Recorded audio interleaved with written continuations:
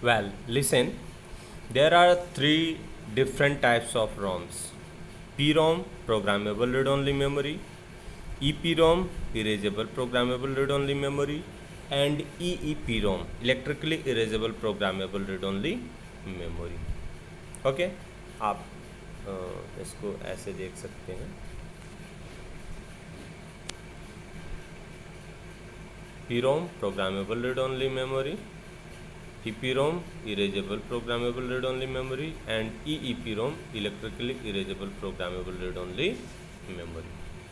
Now we will discuss about the cache memory.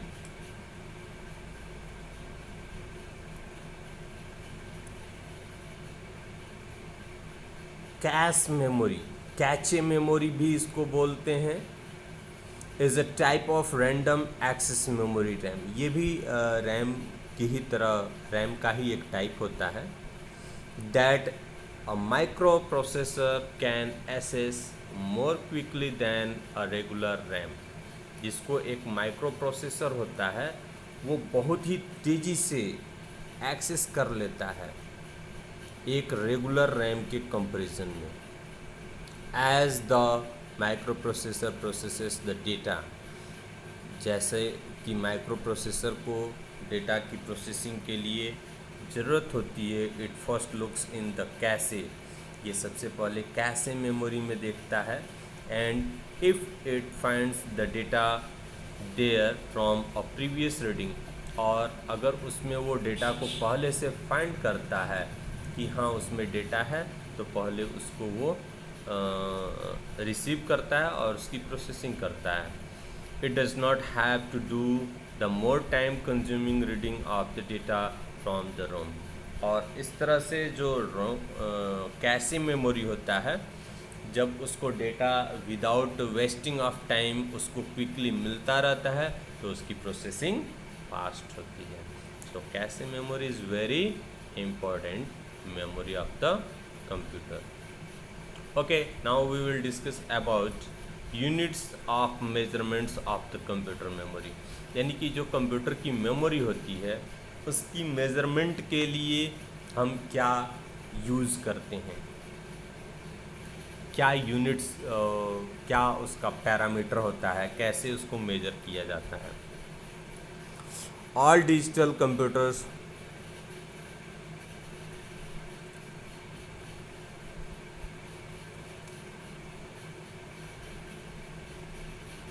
Well, all digital computers work on the binary number system that stores all data in the binary code of zeros and ones in the form of bits.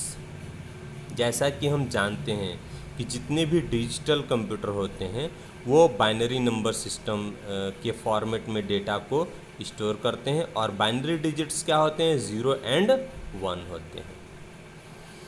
Each character or number stored in computer's memory is internally represented by 8-bit code। और जितने भी characters होते हैं और numbers होते हैं वो computer के अंदर 8-बिट कोड के फॉर्म में रिप्रेजेंट किए जाते हैं। For example the digit 6 is stored as 00000101। Okay, तो इस तरह से हम रिप्रेजेंट करते हैं। वैसे ये 6 का है नहीं, ये तो 5 के लिए है।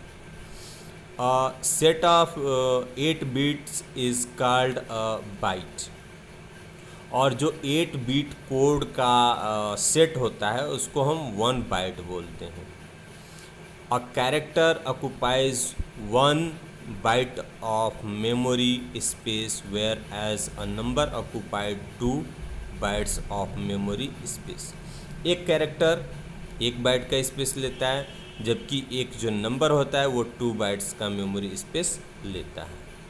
These days the size of the primary memory RAM and secondary memory is usually measured in gigabytes। आजकल जो रैम है या सेकेंडरी मेमोरी है, इनकी जो साइज़ है, इसको मेमोरी की साइज़ को मेज़र करने के लिए गीगाबाइट्स का यूज़ किया जाता है।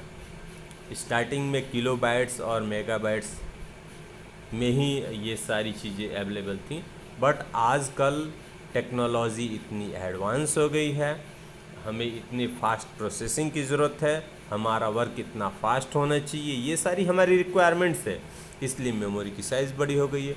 जब मेमोरी की साइज़ बड़ी हो गई है तो definitely it will be measured in gigabytes. अब आप देख सकते हैं यहाँ पे जो टेबल है इसमें किस तरह से रिप्रेजेंट किया गया है। 1 nibble equal 4 bits, 1 byte equal 8 bits, 1 kilobytes equal 1024 bytes, यानी 10 to the power 10 bytes.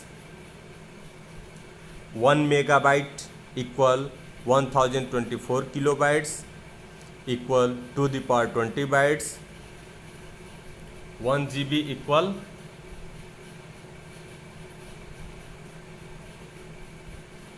1 GB gigabyte equal 1024 megabytes equal to the power 30 bytes.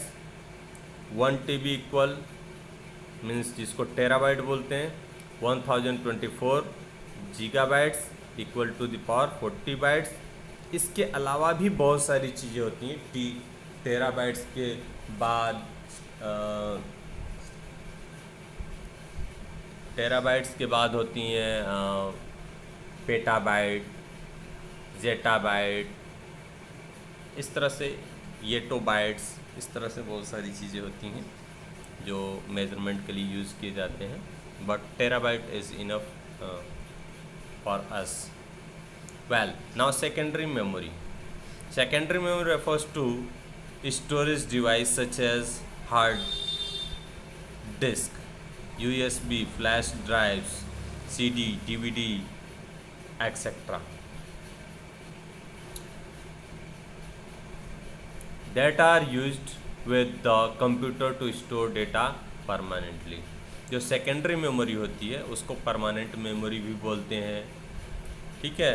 जो डेटा को सिस्टम ऑन रहे ऑफ रहे बट वो हमेशा स्टोर करके रखता है, जिसमें hard disk, USB, CD, DVD ये सब परमानेंट स्टोरेज डिवाइसेस होते हैं। Unlike the primary memory, the secondary memory is not accessed directly by the CPU। और कभी भी CPU सेकेंडरी मेमोरी को डायरेक्टली एक्सेस नहीं करता है, इसीलिए इसका नाम सेकेंडरी मेमोरी भी रखा गया है। प्राइमरी मेमोरी को डायरेक्टली वो एक्सेस करता है, इसलिए उसको प्राइमरी मेमोरी कहा जाता है। ओके,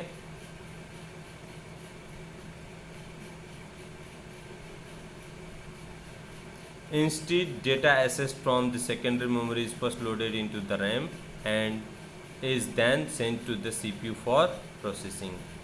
इसके बजाय जो सेकेंडरी मेमोरी की डेटा होती है वो पहले प्राइमरी मेमोरी यानी कि रैम में लोड होती है और तब जाके वो CPU को सेंड की जाती है और तब जाके उसकी प्रोसेसिंग होती है। This makes access data from the secondary memory relatively slower process. और इस तरह से जो डेटा एक्सेसिबल होता है सेकेंडरी मेमोरी का वो प्राइमरी मेमोरी के कंपैरिजन में स्लो होता है। आप यहाँ देख सकते हैं सेकेंडरी मेमोरी, रैम, CPU। पहले सेकेंडरी मेमोरी से डेटा रैम में जाएगा, रैम से फिर CPU में जाएगा और उसकी फिर प्रोसेसिंग होगी। Okay, now additionally secondary memory is non volatile. Secondary memory non volatile होती है, meaning its retain its data with or without electrical power. मतलब अगर सिस्टम ऑफ हो जाए तो भी इसमें डेटा स्टोर रहता है। Therefore we can use it to store the operating system, other software programs and user files. यानी इसीलिए इसमें हम ऑपरेटिंग सिस्टम और दूसरे सॉफ्टवेयर प्रोग्राम्स को, फाइल्स को स्टोर करके रख सकते हैं परमानेंटली। कब तक रख सकते हैं? Permanently. Let us now learn about some common secondary storage devices. Secondary storage devices में आप हार्ड डिस्क के बारे में पढ़ सकते हैं, फिर कॉम्पैक्ट CD के बारे में पढ़ सकते हैं, ठीक है। इसके अलावा सीडी में कई तरह की सीडीज़ होती हैं, CD ROM, CDR, CD, RW, DVD होता है, डिजिटल वर्सेटाइल डिस्क होता है। इसकी कैपेसिटी CD के कंपेरिजन में अधिक होती है। इसमें भी DVD रोम होता है, DVD-R होता है, DVD-RW होता है। इसकी स्टोरेज कैपेसिटी CD से अधिक होती है। सिंगल लेयर्ड सिंगल साइडेड जो होती है वो 4.38 GB होती है। सिंगल साइडेड जो होती है वो 7.95 GB होती है। फिर डबल साइडेड सिंगल लेयर जो होता है इसकी कैपेसिटी 8.75 होती है। डबल साइडेड डबल लेयर की 15.9 GB। तो इस तरह से आप देख सकते हैं कि जो स्टोरेज डिवाइसेस हैं, सेकेंडरी स्टोरेज डिवाइसेस, इनकी कैपेसिटी प्राइमरी मेमोरी के कंपैरिजन में बहुत अधिक होती है। Pen drive, that is very popular storage device which stores data permanently, and it is used as a secondary memory and very common for transferring data from one computer to another. There are different capacity of pen drives like 2 GB, 4 GB, 8 GB, 32 GB, 64 GB and many more. Okay, so these are the different secondary storage devices. After that, memory stick. It is also memory means storage device which is commonly used in digital cameras, video cameras for storing data. These memory are also stored in smartphones, tablets and many other digital devices for storing data. Okay, now there are some differences that are given here. A difference between primary and secondary memory. Storage capacity, primary memory की storage capacity कम होती है और secondary memory की storage capacity बहुत ज़्यादा होती है। Volatility का मतलब आप जानते ही हैं कि उसके नेचर से है, कौन चेंजेबल है और कौन चेंजेबल नहीं है। रैम और रोम, ये पहले तो इन्हीं दोनों में डिफरेंसेस हैं। रैम जो है वो वॉलेटाइल है, रोम नॉन वॉलेटाइल है, जबकि जो सेकेंडरी मेमोरी होती है it is complete non volatile memory होती है। एसेसिबिलिटी में भी डिफरेंस है। प्राइमरी मेमोरी को CPU डायरेक्टली एक्सेस करता है, जबकि सेकेंडरी मेमोरी को वो डायरेक्टली एक्सेस नहीं करता है। Cost, the primary memory is very expensive in compared to the secondary memory in terms of cost unit of storage unit। यानी कि कॉस्ट जो है हम इस तरह से बता सकते हैं कि प्राइमरी मेमोरी की स्टोरेज कैपेसिटी कम होती है और ज़्यादा एक्सपेंसिव होता है, जबकि सेकेंडरी मेमोरी की स्टोरेज कैपेसिटी बहुत अधिक होती है और वो कम एक्सपेंसिव होता है। तो इस तरह से हम लोग ये डिफरेंसेस को देख सकते हैं और इसी के साथ ये वीडियो कंप्लीट होता है। अब आपको जो भी प्रॉब्लम होगी आप इसमें हमसे क्वेरी कर सकते हैं। Okay, thank you.